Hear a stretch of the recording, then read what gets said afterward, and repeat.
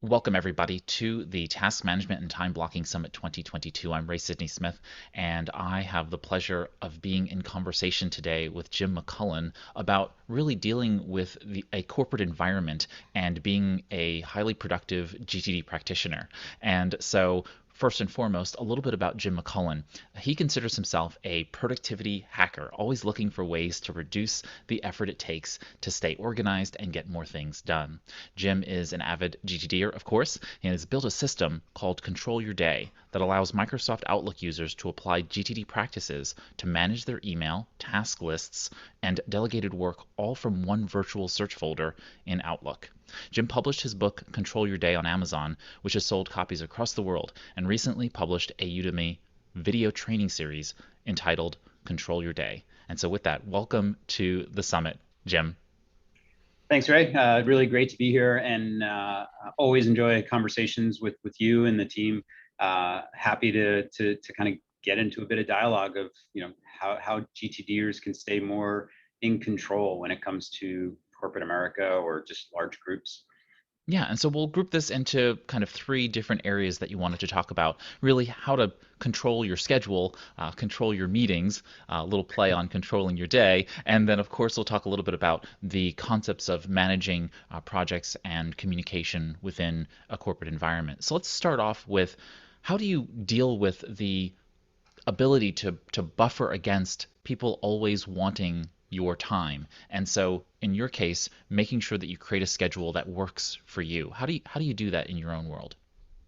Yeah, Ray, I've noticed that it's gotten much more challenging over the last couple of years with the virtual world that we're all living in to some degree, right? And I work for a global company, so there's always someone working. I have teams in Asia, for example, that are working when we're sleeping, and so you your calendar can easily get out of control. And the ability with Google or Outlook or any of these platforms where people can go book slots on your calendar, it's very easy for your whole day to be managed by other people. And so I've really found that I have to take control of it. So, I have to sit down, and I do it, every week, either on Friday or Sunday, and plan out my week forward. And I will look through my calendar and really say, okay, well, what meetings are out there? Do I need to be on these meetings? And I'll, decline some of the ones that I don't have to be part of.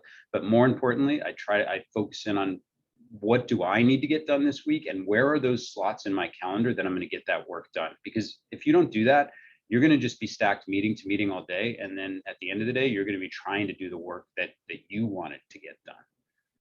Absolutely. I follow the unscheduled, the concept that Dr. Neil Fiore talks about of Mhm. really pre-flighting your work in your world each week, and I do that during my weekly review.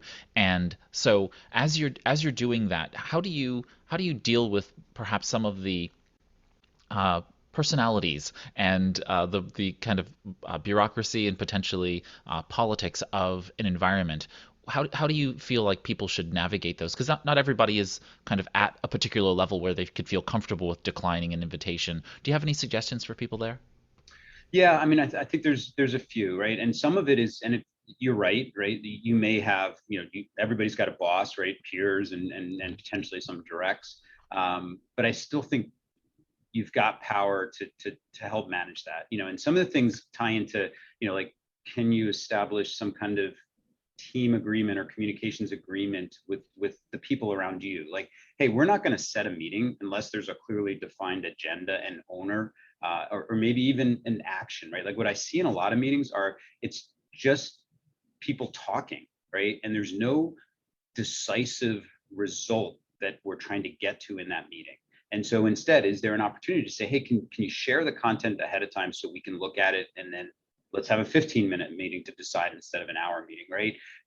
So yeah, you have a valid point. In some cases, you can't necessarily control it. I think you can have some level of control by booking your slots first, right? So if you're sitting down in your weekly review, like I do on a Friday or a Sunday, and saying, okay, I'm going to block out this 11 to 12 o'clock slot, this 2 to 3 o'clock slot. Even if you do that for just like 2 to 3 hour long slots during a week, it's better than nothing, right? And then if other people are going to suck up your calendar at that point and you don't have any control, okay, but at least you've blocked those windows for yourself.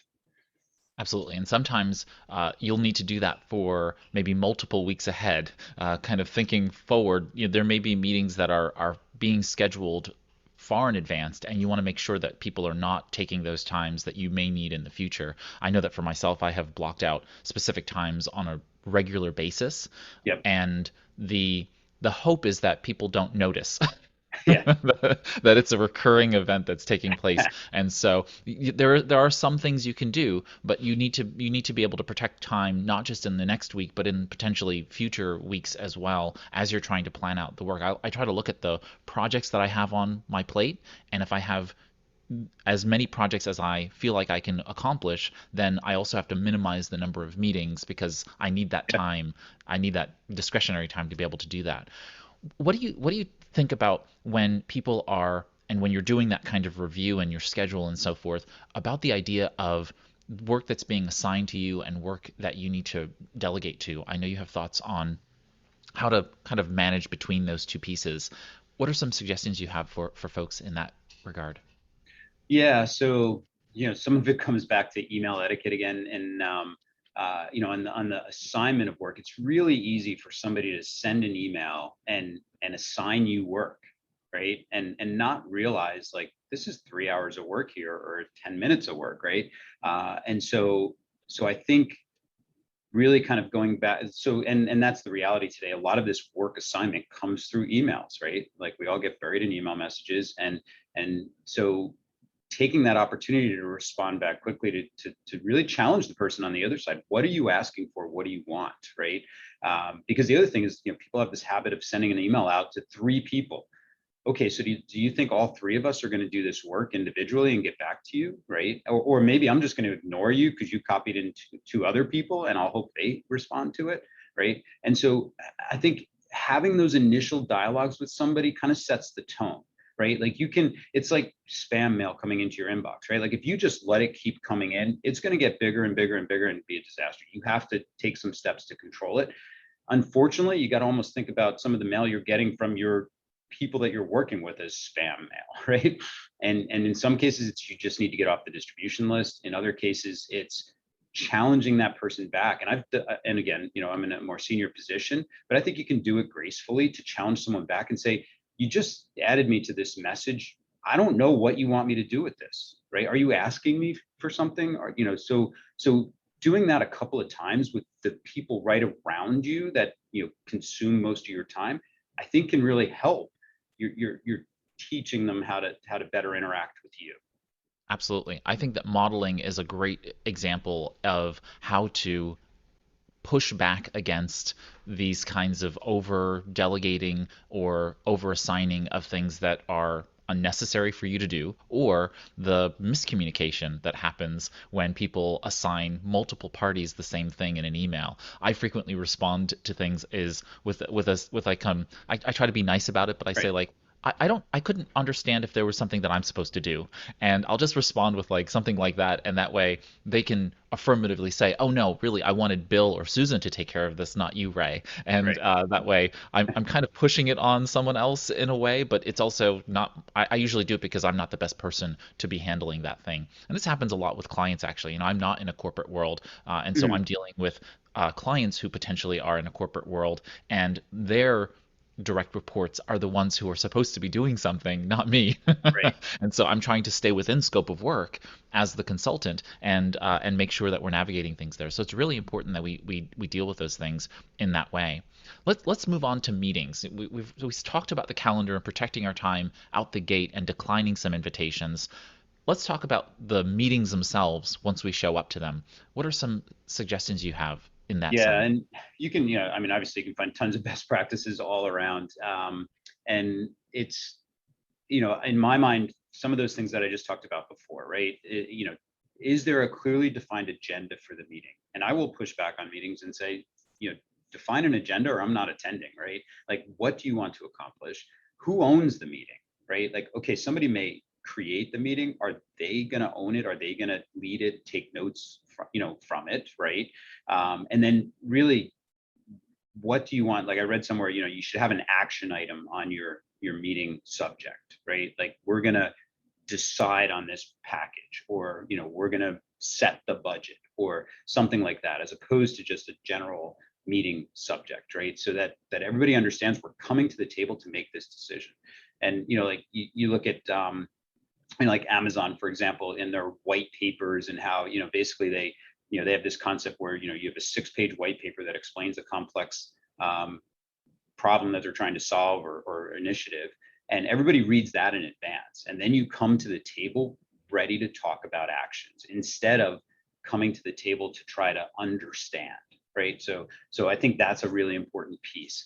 Shorter meetings, critically important, right? Don't book an hour, don't book 30 minutes, book 15, book 45, right? And those time points are helpful too, because especially again in this virtual world, people are going back to back from meeting to meeting, so you don't even get a second to clear your head, or go to the bathroom or something, right, before the next meeting starts. And so people will appreciate you for that, right? If you're running the meetings, really think about, how do I finish this meeting ahead of schedule, right? Like I hate it when, like, you're joining a meeting and it goes right to the minute. It's like, really, guys, like, did that need to happen? It's just like, people have this in their head, like, okay, we're good till 1, so I'm talking until 1, right? Like, finish earlier. Everybody around you will appreciate that. So, and then, thinking about, is the meeting necessary at all, right? Is there another way to accomplish it? Is there a smaller group of people that can be on it? And that's a challenge in the corporate world today too, because you've got so many layers, and okay, do I need to invite this guy and this person's boss and this lady? And it's really, if you can try to narrow it down, and then if you can figure out how to share the results of that meeting, right? So the meeting recap, the action items, if you can do that really well, you'll start to find that people don't necessarily all need to attend the meeting because they don't feel like they're missing something. They can get the recap, and you can get more done if you have 3 people in a meeting instead of 15 people in a meeting. Yeah, I think that's all really great. And I think that technology here is also going to start facilitating the ability for us to perhaps remove people from meetings that don't need to be there. I've Mhm. recently seen some really great enterprise technology that records the meeting, transcribes it, and Yeah, you're able to tag snippets of audio from the meetings themselves so that you can actually just tag like 3 portions of the meeting and send those clips to an individual and say, okay, you just need to listen to like these 2 minutes, right. and these 2 minutes is everything you need to do, and let's go on with our day. So I think that we have the facilitation of enterprise technology coming into play, but I think some of the things you noted here are really important to kind of underscore. One is that in GTD parlance, we talk about a successful outcome, and I think what you're saying here is that every meeting should start with kind of what is the predefined outcome. We're trying at least shoot for the the Yeah. moon, you'll land among the stars, so to speak, and so if you have at least a direction for the meeting, then your agenda can be developed. And I like actually setting time to every agenda point and only Mhm. scheduling the meeting for the length of the agenda points. So if we Yeah. have 3 agenda points, one's going to be 5 minutes, one's going to be 10 minutes, one's going to be 15 minutes. Now we know to set 30 minutes as opposed to an hour or 45 minutes. And so it's clear to people that we're going to spend the amount of time we need to for these things. And everything else that has to happen in the meeting should really happen before the meeting, right? If I need consensus with Yep. you, Jim, then I need to go ahead and talk to the people that have the stake holding to do the work. They have Mhm. the interest in it, and then come to the table and do the additional work to get approval. So I think you make some really great points in being able to really think through what's going to happen in the meeting, and then of course ending the meeting with what are the actions, Yeah. what are the next actions that we're going to take, and who's directly responsible for those things. And I think that's really, really powerful. Yeah, and Any just other? sorry, just yeah, 2 other thoughts on that. One, I do think, with the virtual meetings, and it can become tiresome after a while of, turning on videos, right? But if it's an important meeting, I think there's a lot of value in that. I think for a while there, everybody was turning on videos, and now I'm kind of seeing it segueing back the other way. The challenge is we're all multitasking, right? And so, if you really have an important meeting and you've clearly defined your agenda and you want, decisions, then get people to turn on their video so that you can see them and know that they're focused on this. It happens all the time, right? Like, you're in a meeting and I'm talking and I'm like, Ray, what are your thoughts on that? Oh, can you just go over what you were saying again? Because I wasn't listening. Right. I mean, Right. that's the reality of it. So, I really think, and I do that too. I mean, as bad as anybody else, right? I have one lady that I work with, and her and I are both ultimate multitaskers. And occasionally we'll be on a call together and we realize there's nobody talking because we're both doing other stuff. And it's like, all right, we need to stop now. So yeah, I think, and then the other piece is to your point on technology, like Teams, for example, you can watch back a meeting at 2x. I do that all the time now. So like, if I don't attend a meeting, I'll go back and watch it at 2x. I get all the key points and I'm done in half the time. Yeah, I love transcripts for meetings because I can skim and read through a transcript so much faster than I can in watching a video. And then if I need to watch back to a particular portion, because transcripts are frequently not perfect, I'll Yep. read a section, I'll get to a point in the agenda where I know that, oh, I need to listen to this. I'll go back to that and just listen to that, just that Yep. portion. And that's it. I don't need to be there or do all of the things. I can go ahead and just respond to everyone in the proper communication fashion. And sometimes that's just a quick phone call Yeah. to a client or to a colleague and say, hey, in that meeting you talked about X and Y. Can we do A, B, and C? And they'll say yes, no, maybe, whatever, and then we're done. And it didn't require back and forth Yeah. emails and all of that kind of stuff. So I really appreciate the ability to use the right technology for the right situation and for people to just outline what the outcomes are going to be so they can create the resident actions and projects that are going to show up on their lists so that they can really get things done. Let's talk about then the getting of things done, right? So much of project work and actions in anyone's GTD system has to work with others. Talk to me about getting all of those things done in relation to email and balancing those pieces out. Yeah, it's a good point. And I'm always testing systems and software to figure out, where that perfect kind of matches. And my control your day system, it's really my tool set to collect all of the things that I need to do and to be prioritizing them. But then I have a daily journal that I keep where I go in and define, what do I want to accomplish today, what are the priorities for the day, what are my personal things that I need to do today. Like that all comes together, right? Like, what do I need to do to be a good dad, to be a good husband, to because those things often get missed, right, in your busy schedule. And you can put them on a to-do list, but if you don't really focus on them, and then they can come back and really kind of burn you later, right? So I think figuring out your own systems and realizing that it doesn't necessarily have to be just one, there's a combination, right? And then when you come into the bigger picture, the corporate world, or the just multiple clients or whatever, you have to recognize that they're not necessarily going to be using your systems. And so I do think it's important to try to work to decide what are those right systems, right? So like at our company, we use Jira to manage all of our projects, right? And we use Confluence, which is kind of a documentation component of Jira. And so, you get all these emails flying around with project updates and things like that. But as long as I know these things are in Confluence, I can go back there when I need to look at the whole thing. I don't have to kind of keep myself organized by taking all of those things, those emails, and putting them somewhere and managing them. So I have another system of record, right?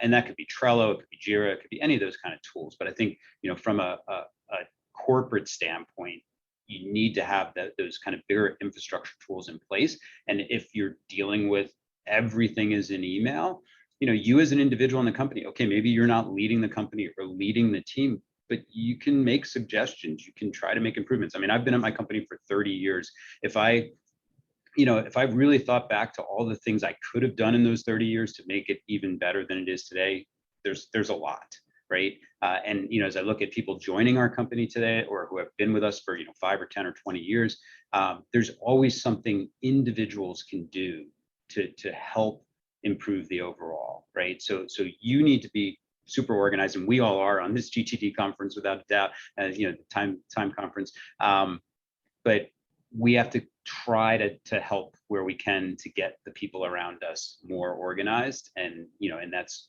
through corporate systems, through as you mentioned before, just modeling and suggesting, hey, check this out, or take look at this book, and I read it about habits or something like that, and try to apply some of that. It really, like a couple of books I was reading over the holidays, Atomic Habits and The Force of Habits and those kind of things. They all talk about the same thing, which is you need systems, right? And so when you think about it, if you define, like, you can go define a goal, like, hey, I want to lose 30 pounds, or I want to save, $1 million, or I want to, to get more done in less time. But if you don't have systems to deliver on that, then you're probably not going to hit your goals. And in a lot of cases, it's the system that's more important than even the goal, right? The system of eating properly, the system of saving regularly, the system of working out to be in better shape. And if you have those systems and you keep applying them, habits, right, then you get to your goals. And so, yeah, that, I mean, when you look at trying to bring all that together, it's just looking for, okay, where are the systems?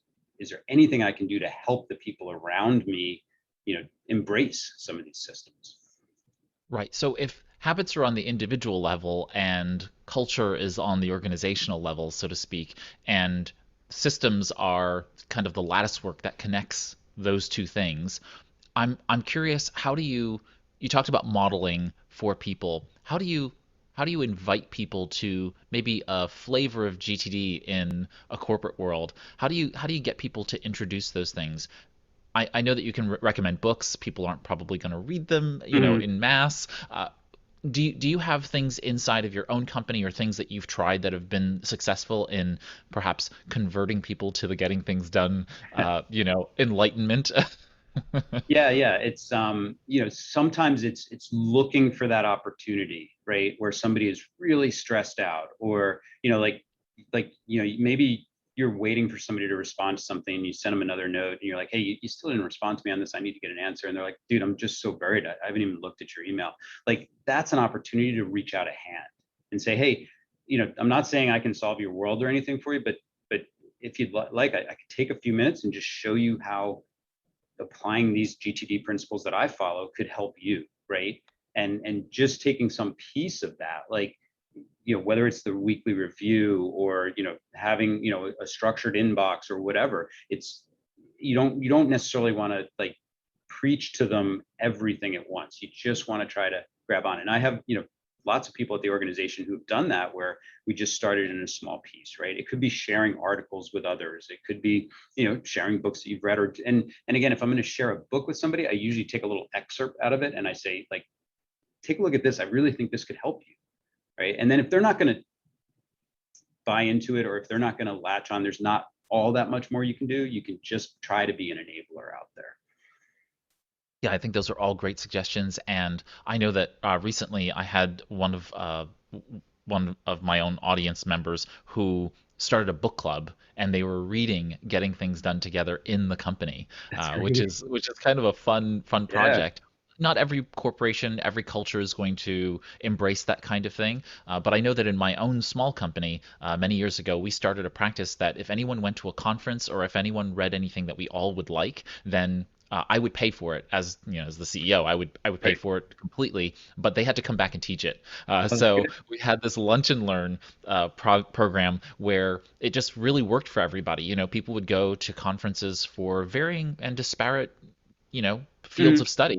But Right. then they would come back and they would have an hour or so to kind of show everybody the highlights of those pieces. And if people were really interested in going deep in that particular category, then they could create a community of practice for some period of time and go do that on their own. And I found that to be pretty useful as well. And I think that lends itself well to a larger corporate environment for different practice groups or different departments in that sense. What do you think about getting projects into like silos so that they have kind of their own lanes? You talk about the idea of having standard formats for project updates. Can you talk a Mhm. little bit about those pieces and kind of how do you use maybe project templates and standardizing so that you can move things forward faster? Yeah, it's a good point. And just recently at our organization, we formalized a project management office, right? So we had project management teams in the past, and it was more regionalized. We're a global company, and it was more within the individual departments. And so we brought that into one central area, so that we do have standards around it. And some of it comes back to, even in the beginning of when this project is defined, have we thought through some basic things, like, what's the ROI on this project going to be? What are the real goals of this project? Who's going to own it? Do we have any idea of costs or software we're going to need, or any of those kind of things, right? And so having that standard template that somebody fills out to say, hey, I want to do a project. Here's what I need, right? Or here's what I want to accomplish. Kind of forces them to think a little deeper, because and a lot of times, projects will get started and you don't really know what the goal is. You don't know what done is, right? Like, so critically important to understand done.